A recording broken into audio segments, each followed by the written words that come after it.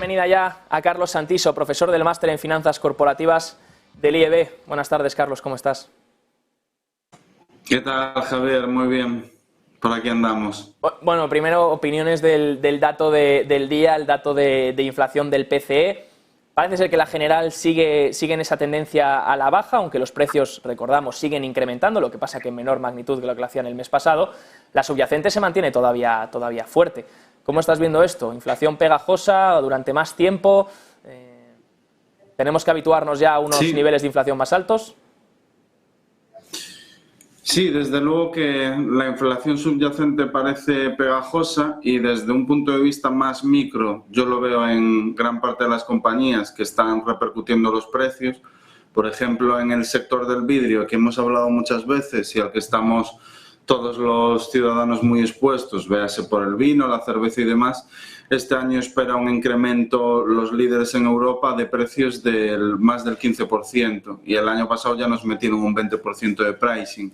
Y está pasando lo mismo en otros sectores. Es la segunda oleada de inflación que comentábamos hace como 6-7 meses, que creíamos que podía venir, menos ligada al sector energético, pero más ligada al consumidor final, alimentación y demás, y bueno, pues está siendo más pegajosa y me parece complicado que se cumplan las previsiones de inflación que descuenta el mercado. Los break-even inflation están en torno al 2%, no mucho más, para llegar a esos niveles de media los próximos 10 años, pues la inflación va a tener que cotizar por debajo de esos niveles, lo cual parece altamente improbable si no pasa algo severo en la economía.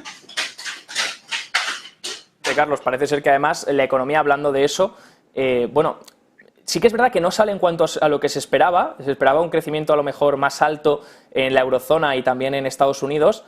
No sé qué opinión te da el dato de PIB. Por ejemplo, ayer conocíamos 1,1 en Estados Unidos y el PIB hoy de la eurozona, que parece ser que esquiva la recesión. Sí, de momento parece que el crecimiento aguanta, aunque el PIB de Estados Unidos fue revisado a la baja y bastante flojo, igual que las compañías también este trimestre, tanto en Estados Unidos como en Europa, están reportando por encima de las expectativas, pero también que han sido revisadas continuamente a la baja. No olvidemos que compañías que son muy importantes para el crecimiento económico mundial y de economías como la americana, como Google, como Amazon, como Facebook, ahora mismo están en crecimientos de single digit, están en crecimientos del 3, del 6%, cuando venían de crecimientos del 20%. Y en cambio compañías como McDonald's o más de consumo defensivo están en crecimientos orgánicos de doble dígito, que está bastante relacionado con esa segunda oleada inflacionaria, ¿no? Repercutiendo el pricing. Entonces, bueno, pues de momento el crecimiento aguanta, pero veremos cómo evoluciona el 2023. En mi opinión, segundo semestre puede ser más complicado, a ver cómo van las cosas. Sí que es cierto que en indicadores adelantados como puede ser el gasto de las empresas o el propio pipeline que da, pues AWS se ve un ralentizamiento bastante evidente y siguen esperándolo porque las empresas están demorando ese tipo de gasto, o pues en el sector residencial y no residencial, que yo sigo bastantes compañías como ASA, Abloy, también sobre todo en el residencial se está viendo un deterioro importante en Estados Unidos. El no residencial de momento aguanta, pero porque suele ir con delay. Hay que ver cómo evolucionan las cosas a lo largo del año. Aún es pronto para ver el impacto, pero en mi opinión ya se empieza a ver en algunos sectores y a ver cómo evoluciona. Eso te iba a preguntar, Carlos. Has comentado algo muy interesante. Las empresas de consumo más básico, por ejemplo, hemos visto McDonald's, hemos visto grandes compañías Pepsi presentar, todas están teniendo un crecimiento mucho mayor que las grandes tecnológicas.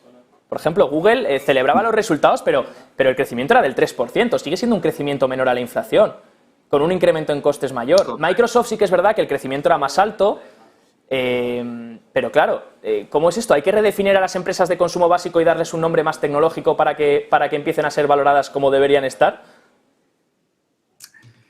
A ver, yo creo que es un poco cuestión del ciclo. Estamos en un momento donde el producto más ligado a tecnología, publicidad y demás está en un momento más delicado. donde se está disminuyendo el gasto, y consumo defensivo, que es mucho más resiliente y en fases más avanzadas del ciclo sigue aguantando bien, está repercutiendo las subidas de precios que hemos tenido vía inflación tanto el año pasado como la que seguimos teniendo este año. Se está desacelerando, pero eso no quiere decir que no suban los precios, siguen subiendo.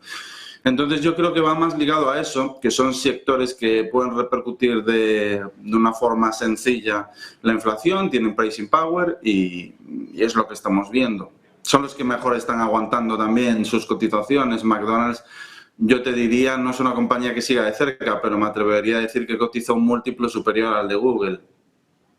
Totalmente. Carlos, por último te quería preguntar tema de Japón. Hoy ha sido día de política de tipos de interés, lo hablábamos el otro día, de hecho, que nos comentabas esa acción que tenéis de Nintendo.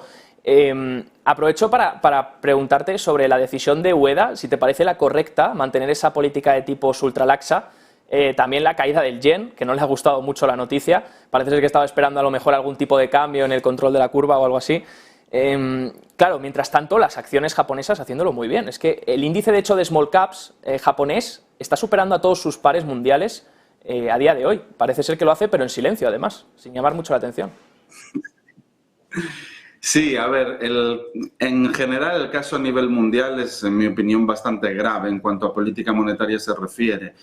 Sí que el caso más exagerado es el japonés, porque básicamente no tienen prácticamente crecimiento, una población cada vez más envejecida y son los reyes de la expansión monetaria, ¿no? Y siguen tapando los parches con más inyecciones. Un poco lo que también sucede en Estados Unidos últimamente, que estamos viendo que todo lo que habían drenado del mercado, pues prácticamente con los problemas bancarios ha vuelto al punto de inicio. Yo creo que estamos en momentos delicados. Evidentemente no se puede solucionar de forma indefinida, ni en Estados Unidos ni en Japón, los problemas de esta forma. ¿Dónde está el punto final o el callejón sin salida?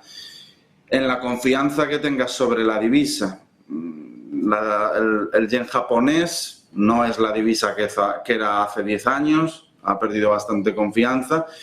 Y el dólar, pues seguramente lo habréis comentado en detalle esta semana, es una divisa que sigue siendo la divisa de referencia y es una divisa clave a nivel mundial, la más importante, pero empieza a haber dudas. Empieza a haber dudas porque el crédito no es ilimitado, no puedes hacer lo que te da la gana y tener el respaldo de los demás países. Entonces, bueno, creo que desde hace unos cuantos años se está jugando mucho con la confianza en los bancos centrales y en las divisas, y si en algún momento empieza a titubear, ojo, porque ya no se puede seguir con las mismas soluciones. Efectivamente, Carlos, iremos vigilando ese dólar estadounidense, que de hecho Druckenmiller decía hace unos días que su única convicción ahora mismo es corto dólar. Veremos qué tal le sale, sí. y a ver si tiene razón o no. Mi duda ahí es corto dólar y ¿con qué divisa? O sea, corto dólar con base a ¿cuál es la contraparte? Esa es mi duda, porque lo he leído también y he pensado en plan, ¿y en qué divisa se posiciona? Mejor comprar oro y nos quitamos de dudas, Carlos, si no nos la jugamos. Muchas gracias, como siempre, Carlos Santiso, profesor del Máster de Finanzas Corporativas del IEB. Que tengas buen fin de semana.